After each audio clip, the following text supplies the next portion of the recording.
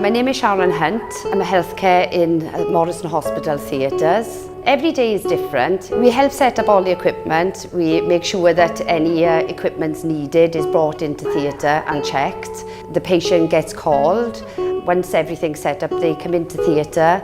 Once the procedure is done, we generally do a basic run. If anything's needed, we have to run in and out of theatre and get whatever is needed. At the end of the procedure, the patient gets transferred back onto the trolley, and then we go in behind and we clean up, ready for the next patient. I've always wanted to work in the hospital. When I left school, I applied for a pre-nursing course and a social care course. I managed to get the two courses, but I chose the social care course. I didn't like it, I hated it, so I left, and being young, I went into a factory and I was there for 10 years.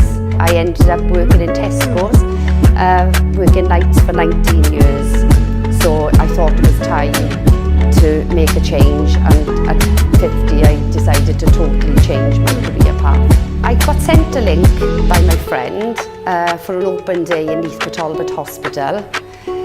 So I went along with an open mind, and as soon as I saw theatres on the list, I was so excited. The tutors we had, which came from the college to do her NVQ here, she was amazing to help me through because I hadn't studied for so long. She really did help me, and it made my confidence grow.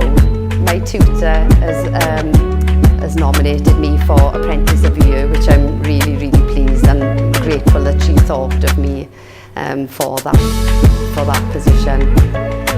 It's really exciting, you know, but it's been a pleasure to sort of work along with the college because it's just helped my confidence, and I've never been academic, you know, growing up.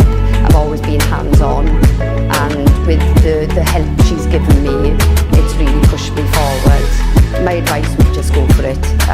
You know, it is hard in the beginning, and sometimes the money isn't the best, but it's so worth, you know, being in a job that you love.